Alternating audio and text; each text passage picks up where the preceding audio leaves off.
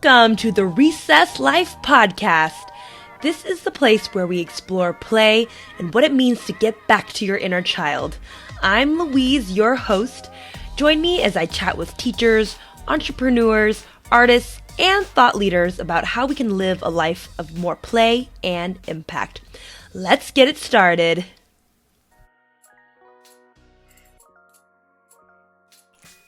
Hello, everyone. Thanks for tuning in today. We're going to try something a little different. Rather than taking you through the whole interview with today's guests, we're going to share highlights of their story, and I'll summarize other parts so the key learning lessons really drive home. And man, do we have a great story from today's guest. Today's guest is Caoile. He is the director and founder of Straitjacket, a Bay Area-based hip-hop dance group. They are known as one of the most creative and innovative dance groups and have made appearances on NBC's World of Dance and America's Got Talent. Have you ever seen a super talented hip-hop dance group perform? Well, if you haven't, YouTube America's Best Dance Crew, and you'll probably go down a rabbit hole like I usually do. But I never stopped to think about what it must be like to start and run a dance group like that. So I'm so grateful that JC sat down with me to share his journey about starting and running Straitjacket. We had a great conversation to talk about his journey, which started with growing up poor in the Philippines and learning how to dance by watching TV. We talked about what he had to learn mentally and emotionally to make Straitjacket the successful group it is today, and what it was like to juggle multiple jobs while he started the group. So even if you don't identify as a dancer yourself, JC had so many nuggets of wisdom to share around the journey of being a creative person. So I hope you'll listen up and think about how it applies to your life. JC was born to a poor family in the Philippines, and he didn't have much growing up.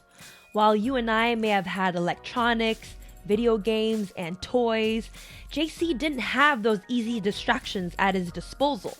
So he had to learn to be creative from nothing because he didn't have any other options.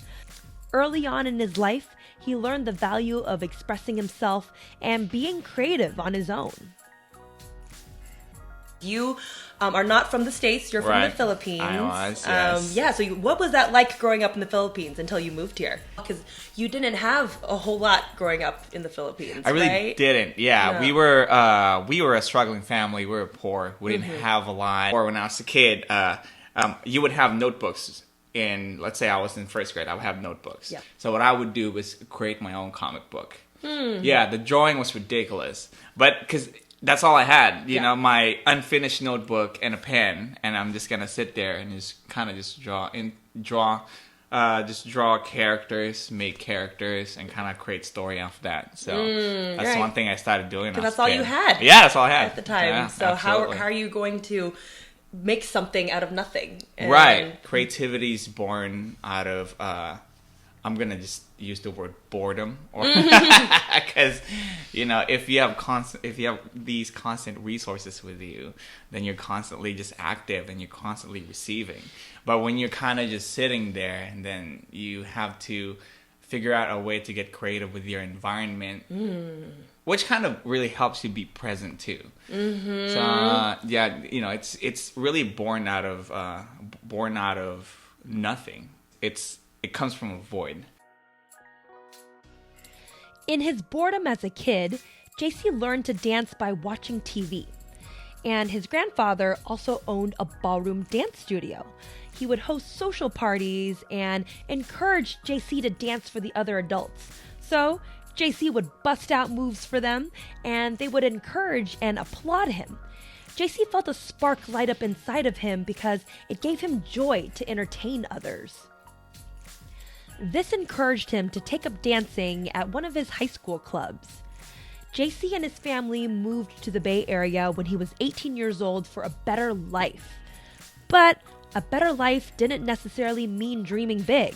He was an immigrant after all, so who was he to dream big? So he didn't. as an immigrant, we always have this perception of when we move here, you have this American dream that you kind of, you're going to have. I don't even know what the hell was the American dream was. I just know, like, life will be better. Yay. Kind of just ended up working my way into just a regular food industry job. Mm-hmm. And I thought, because to be honest, people that were surrounding me was telling me that, just go get a job there and be a manager, and then you'll do well. So just get a job that will help you pay the bills and help you get all those get you things. there quick. Right, but you still felt like you had to do that, because you needed to survive, right? Right. It's your body will just tell you that it's not working out. I think automatically you'll just feel it. If you're tuned into your intuition. I think. Right. You one day you'll just go home and you're like, what the hell? I don't know. Yeah. Or if you wake up and you don't want to get up and you just dread it, I think that's when you need to make a change. Mm-hmm. I think so. You got to that point. I got to that point completely. And how long were you doing? How long were you working in the food industry? 6 years. 6 years. I was there for 6 years. Correct. Wow. And so you I stuck thought it out. I thought that was gonna be my life, and it was dreadful for me. I try to just keep doing dance on the side. Mm-hmm. You have to do your job. You have to be an adult. Yeah. And then you can do whatever. Yeah. Yeah. It was a separate thing. You were doing dance on the side. I was doing dance on the side. It was something. Yes. It was just something to do. It was right. something you thought you would try. Right. That was my escape. He found a creative outlet by joining local hip-hop dance groups, mainly to escape the dread of working in the food industry. Eventually, he got the grand idea to start his own hip-hop dance group because why not?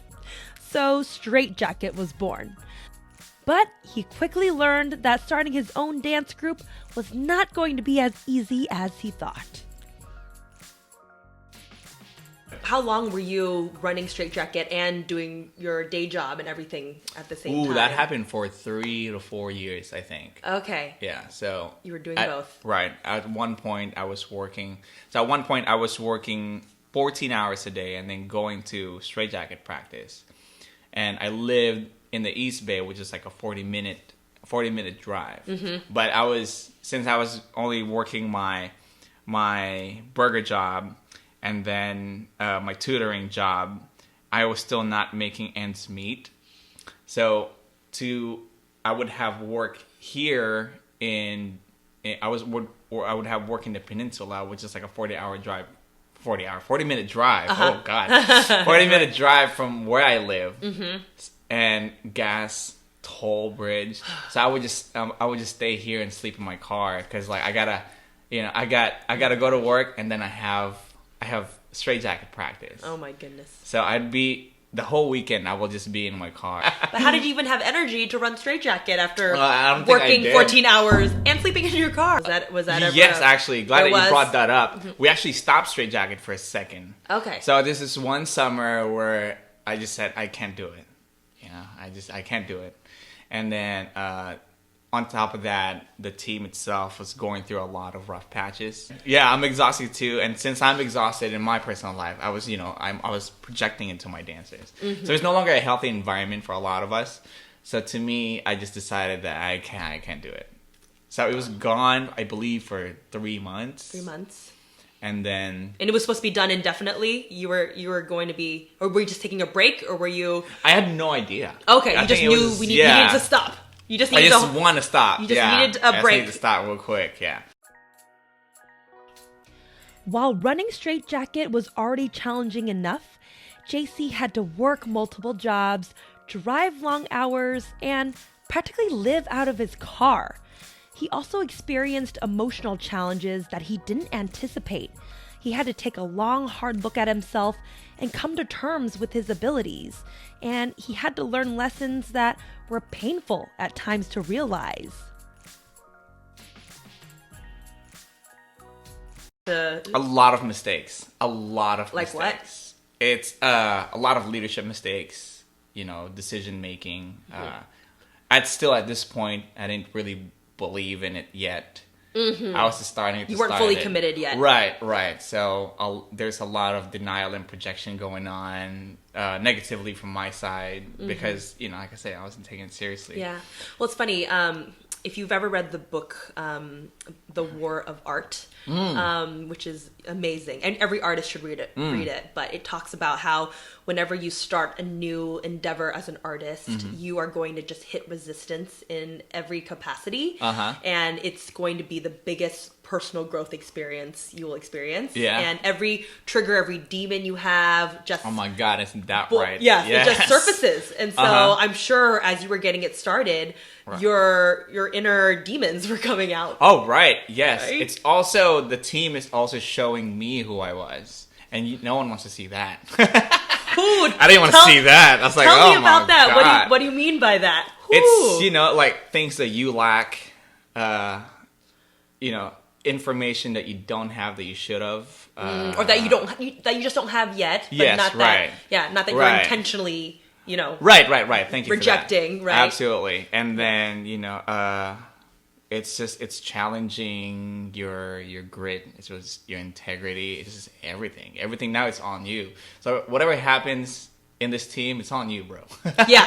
For me, that's like okay, right. So because it's on me, everything that I'm projecting, I'm seeing, because it's being reflected back by It's like a the mirror. team members. Yeah. Oh God, that's terrible. Like, oh my.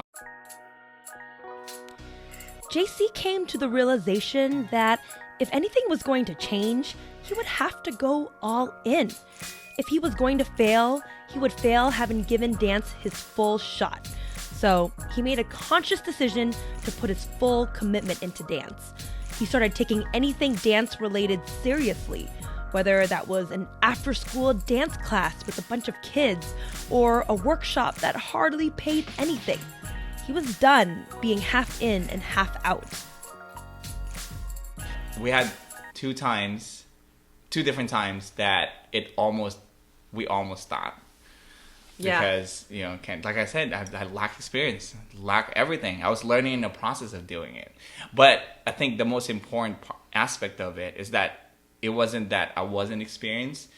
It's because I wasn't all in it. I wasn't all for it. I wasn't investing. I wasn't, I was almost resenting it at the same time as I was participating in it, which is definitely not a good action to have. Mm-hmm. So what could have been perceived as lack of experience and I don't know what I'm doing was actually you not being fully committed, right, and being fully in. Right. Because you can be inexperienced, but you have to be fully in and like, I'm going to make mistakes, but I'm going to learn.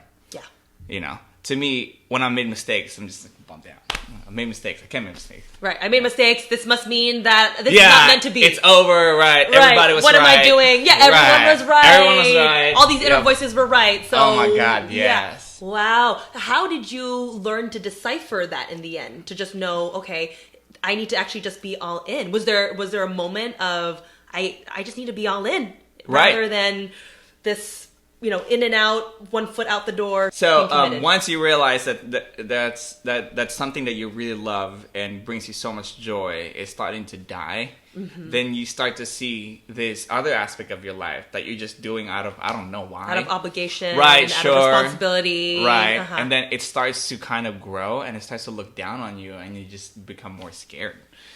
And you're just like, all right. And now you have to realize, do I really want to do that for the rest of my life? If I continue to put energy into my day job and being responsible, eventually that's going to just take over. Right. And do I want that? Right. And there's no escape. That's you now. Yeah. That's gonna be harder to escape. So then, you just start to make a conscious decision of, okay, I can't do that. I'm gonna do this. I'm gonna invest in this. Because I'm gonna end up there if I fail here. So I might as well take chances of failing here. You know what I mean? So failure's possible in any regard. In any regard. I could be doing this, still fail. Yeah. I might as well do this and fail completely. Yeah. That'd be more amazing. It'd be a great story. You're right, It'd be a great journey. It'd be much more interesting. I did it. I pushed all the way. I did. So. I put my all into it. Yeah. Right? So when this decision started, when that conscious decision took place, then you just realize you're just doing, and just to be honest, it's just not. You don't start to plan. You just start to do. just do. You stop overthinking. Right. You just are all in. Yeah. Yeah. So was that the point when you decided to quit your day jobs and just fully focus on Straight Jacket and building it and going all in? Did you have an income source besides? I mean, you were teaching by teaching that point? dance. Teaching dance. Okay. Teaching dance. So I started teaching dance in Millbrae. I think it was like $12 an hour. It's like, whatever, sure. Wow, but that essentially was somewhat your day job. It could kind of replace your day job in a way. Give you something. Yes. And then my partner has a lot of resources too, and we started teaching in schools, like after school activity. Oh, hip hop class, yay! So you do that, and then slowly you start, because I'm so committed into just doing this. I took those jobs seriously even more, because right now as dance teachers, when dance teachers teach little kids, they don't take it seriously. They kind of just, all right, here's a two-step. Well, here's a side freeze. Here's a grapevine. Right, here's a grapevine. And then every kid that I used to ask, who was your teacher before? And they're like, we don't know their names. What did you learn? Well, we learned the two-step. It's always the two-step. Oh my God. But now, when I started teaching, I don't care. Let's say you're a first grader, you have no dance experience. Since I'm so all in it, I meet the kids into their level, right? And I think it's so important that I did that. Yeah. It was such a turning point for me, because right when I met them in their level, I started not being an adult. It was fantastic, because now you're just joking like it's a kid, and you see how innocent it is. You see how just how they're just really. Now you're just enjoying the moment with them. And then our dance class is both enjoyable to them and to you. Yeah. Sometimes I barely teach them, but we're all having fun. Yeah. And because of that, my client base started building and building and building. So, and then we get more requests from my partner and I. Like, we want you to teach here. We want you to do privates here. We want you to do this. And this dance market just opened up to us. Like, oh man, everybody's rich in the peninsula. And they all want to dance too. Like, so, like, sure, it was fantastic. And then you just get, I don't know, it's just, you just start to get more clients and more interest. More momentum. Yes, it was, it just opened up. And that's when I saw that, okay, this is actually a career. It became a career without me planning it.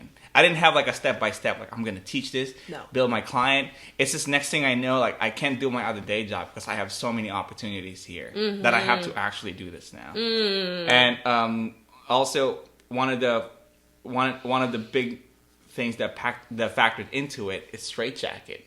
Because I started taking Straight Jacket seriously, we started doing a lot of shows. We started doing competitions, and we started winning competitions. We started getting invited in all kinds of stuff. Now the children sees it, and a lot of clients sees it. They're like, okay, that team is successful, and this guy's the head of it. We want to learn from this guy. So it's because we're just, I made a conscious decision that I'm just gonna take it seriously. It's just really it's that decision. You just gotta make a decision. Make the decision. Yeah. So, be all in, and then everything just sort of snowballed from there. Right. You kept getting momentum and forward movement. Right. Absolutely. And that. and then, like I said, if once you're all for it, even if you make a mistake, even if things go wrong, it's just, since once you're so invested in it, you're just so much more willing to learn from it and to build from it, and then to, kind of just gather experience. Once JC was fully committed to dance, Straight Jacket became relentlessly focused on becoming the best dance team they could be.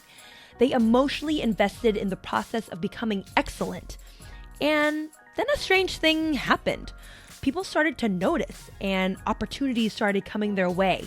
Here was this little Bay Area dance team that was started from nothing, and opportunities started to come up, even ones that they didn't pursue, including ones for a televised audience. Straight Jacket has done some amazing things. They were on America's Got Talent, season 12. You are about to be on the newest season of World of Dance. Yes. Yay. How did those opportunities come about, or did you pursue them? How did they happen? To be honest, nothing was ever a plan or pursued. Nothing was. We were just doing our thing. Before we even won World Dance Los Angeles, we were already doing America's Got Talent because they had seen the set that I was talking about.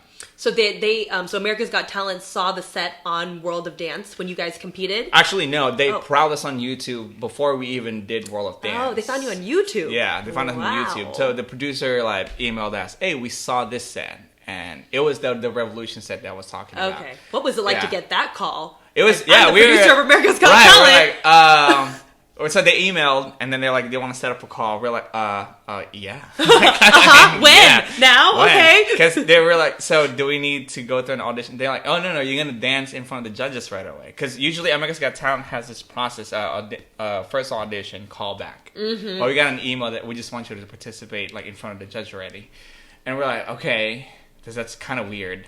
So first round of America's Got Talent, which just never aired.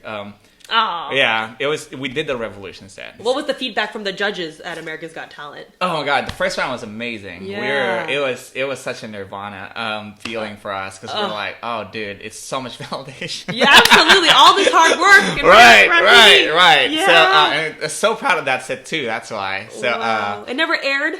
Never aired.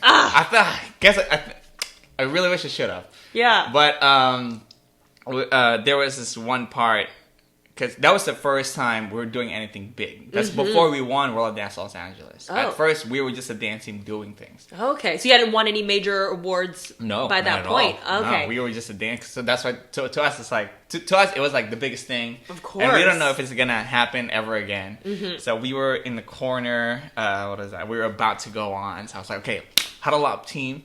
And then, I was emotional, so I was just thanking everybody. So everybody just started crying. But we were up in a minute. They're like, dude. So that high kind of just got carried on stage. And it was fantastic. I bet. So. Do you remember any of the comments that you got from the judges? Yeah, it was just all it was all four yes. All four yeses. Yeah, they're like, yeah, we just wanted to. It was incredible. Even Simon Caoile was he a judge? Yeah, he was. He even was positive because he's the negative one, right? Yeah, he was positive about it for a little bit, but he is known to not like dance teams. Okay, yeah, he's all about the singers. Right, so never really liked dance teams, so he never really gets it. So, but we're like, whatever, dude. We didn't even think we'll get anything. Right, so. We're just happy to be here. Right? It was incredible. We're just this is great, and that's one thing that we kind of live by sometimes is just being really grateful of the opportunities because we never pursued. Yeah. We never pursued anything. It just came. Right. And it's one concept I learned from a friend of mine. He produces a show in one of the cable networks, and we met because he attended One World of Dance, and he was like, "Hey, I'm doing this conference. We want you to perform." I was like, "Hey, incredible!" And then we got together. We had lunch, and he was saying that you guys are that definition of laws of attraction. Laws of attraction, right? Because you were just doing. And it just looked like you didn't care, but you were just attracting people and you were aligning with people. And then the right opportunities start to come your way. Right. So, once you invest in it, you just really you trust in it, you learn from it, you really nurture it. It's, because a lot of people have this nature of pursuit. We have this, we have this capitalist mentality that if you want it, go get it. Right. But sometimes, the journey begins more internally before you start projecting externally, so that, because I really didn't think any of this would happen. It's next thing I know, I'm like, I guess we're here. Right. I just know I'm all in, but I don't know anything else. Right, I don't know anything else. Whatever, man. Make a mistake, okay, I'll learn. See Sorry, what happens. everybody. Yep. Right. Yep. Yeah, and then after that America's Got Talent, we came back a week after. We had to go back to LA for World Dance LA. And you won first place. And then we won first World place. World of Dance LA. Right. World of Dance, for all you that don't know what it is, it's the biggest. Is it? I think it's the biggest dance competition. Right, because right? it made it to a network. Yes. So I think that's the definition of it. Yeah. Yeah. I think the biggest competition would have to, if we were to define it, it would be a competition that can provide further like resources to its participants. Because anybody can host a competition, but yay, he's $2,000. Right. And then after that, you go home, you're like, what now? Right. So if a competition can provide you with more even exposure, even recognition and open doors, right? And World of Dance is that competition that can do that, right? Because once you get on the network, then you get more exposed, and then people would want to hire you more. Yeah, and it starts in different chapters, or they have city chapters. They have a core World of Dance where they travel around the world. Okay. And there's World Dance Tokyo, there's World Dance France, there's World Dance Chicago, and whatnot. There's World Dance Philippines, and then the network itself, the NBC World Dance, it's also like its own thing. Yeah, the TV show NBC World right, of the Dance. NBC World Dance. Yeah. So and that's how they found you guys, right? Right. They found you through the World of Dance competition. Right. So they're of course they're gonna scout, and they said, hey, we want you to come audition. So we came in, auditioned, got in. It was yeah. It did, like, I think the most important part of it is that there was no pursuing. We would never like, what. I think when we stopped, look at us, like, right. So you stop like showing your face to people, like, whoa. Yeah. You kind of just do your thing, and then whatever comes. Just be appreciative of it and just be thankful of it. But at the end of all these great opportunity, you have to go back to where you are. So if you're constantly on pursuit, that's gonna stop eventually. Like, at the end of the day, you're gonna ask, like, oh, okay, after all this pursuit, like, what are you left with? So it's important that your core is intact, right? Because if you keep spreading yourself thin and going out there, then you're probably building a really good avatar, but but just staying grounded to who you are. Right. Staying grounded, just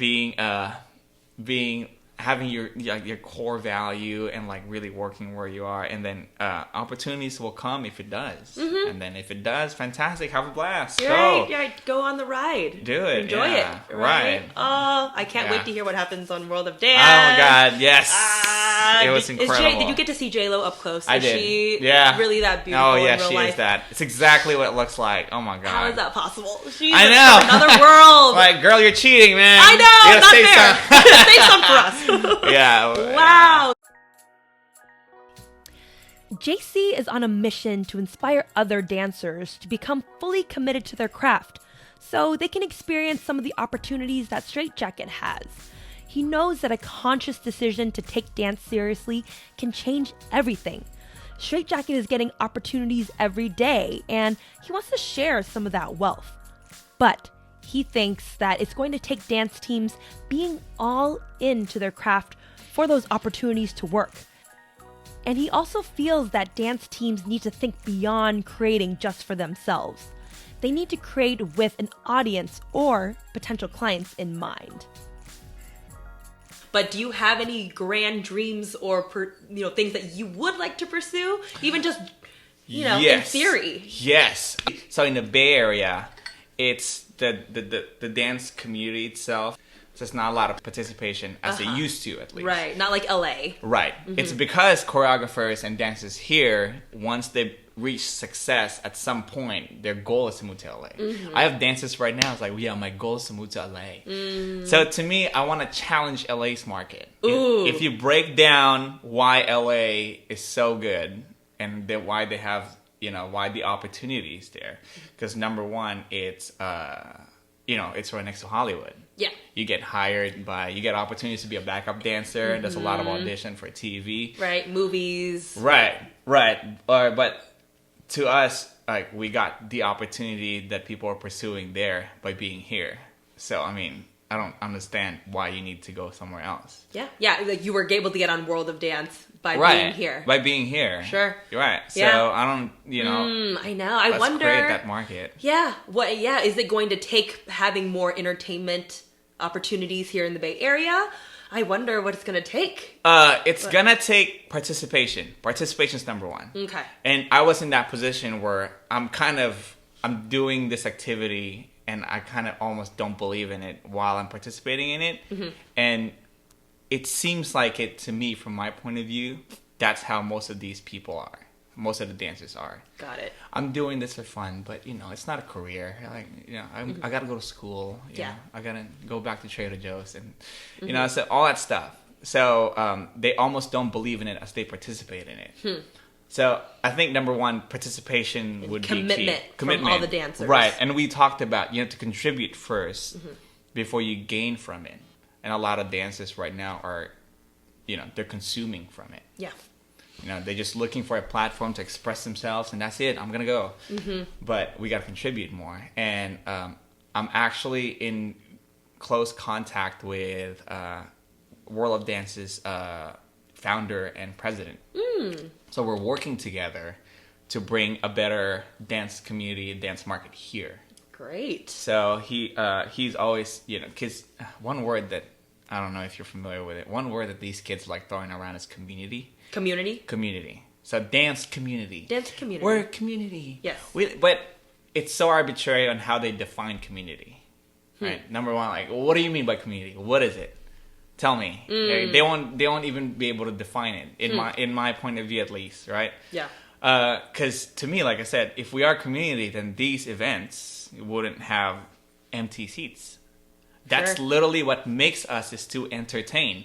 If we have empty seats, that means no one's watching. Not a lot of people are watching us. So we're not doing our job correctly. Something's not right. Right, and there's no community. Yeah.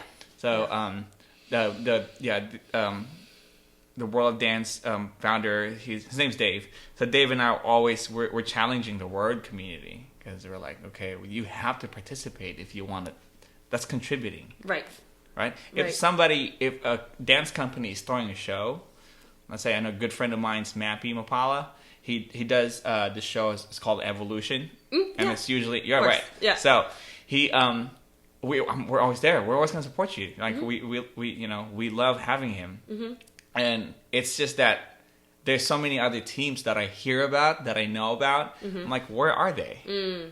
Like, how come we're the only ones here? Sure. Or not one of the only ones. There are other people that are participating in it, but not enough. There should be like a full show. Right. There should be like a flood of like dance teams that wants to participate in it. If we're a community, let's show up. Sure. Right. Or like there shouldn't be any empty seats. Yeah. Like why are there some empty seats? I don't understand it. So we want to challenge that. My ultimate goal is to create like a market. Because right now Straight Jacket is spreading ourselves thin. Because we get invites and actually paying people. So invites from just companies to perform or to do a gig or a workshop or something. Right. Yeah. So we got invited. I'm teaching at UC Merced in March. Okay. And then we just Saturday we were at Pearl SF. There was there was this huge birthday bash. I've been to the Pearl. Yeah. Yeah. So really? we performed there. What else? What else did we do? We're at like gay clubs. Yeah. It's fantastic because I have a lot of LGBTQ plus members and they want to be in that community as well, and dancing is their thing, and now they're performing at events like that are for the LGBTQ plus community. And then what else? And then they're doing this thing too. Like there's so many opportunities of performance. Yeah. So do you want to create more opportunities for other dancers and other teams as well? Yes. Yeah. Yeah. Right. Because so number one, we need to up the quality of our performance. Sure. Right. And that's the difference between what do audience want to see or what do you want to show the audience. We got to determine both, because paying customers or paying clients, they don't want to see you expressing yourself. Right. They want to be entertained. They want to be entertained, right? Absolutely. There was we had this. It was a video game company in Redwood City, so they invited us to a huge party and a huge video game company. I just don't want to drop names. So we participated in it, and we can't just express ourselves. These are the CEOs there. Want. Yeah, show them you gotta entertain them. Yeah, creating a product for them. Right, absolutely. They're not creating video games that they want to show us. They creating video games that people want to play. Yeah. So it's the same thing. So, to create that market, there's also that recognition of that. Because we do have, oh my God, there's so many gigs that we had to just, it breaks my heart to kind of, really? we can't, because we can't do every weekend. No, That's right. ridiculous. Throughout this conversation, JC had so many nuggets of wisdom to share around being a creative person, but I love this next one most of all. And you want to hear a secret? We're all creative people. So if you want to own your creativity, listen up to this next piece. Last thing I think Yeah. I want to hear is, what is your, do you have any knowledge or wisdom to impart on anyone that's exploring being creative or wanting to go on a creative path, whether it's just wanting to start a hobby or to have a creative career themselves? Like, Right. what would you say is sort of your biggest So nugget of wisdom? Right. So number one, people would always say, believe in yourself, listen to your heart, and all that stuff. Yes, beautiful, but definitely sharpen your skills.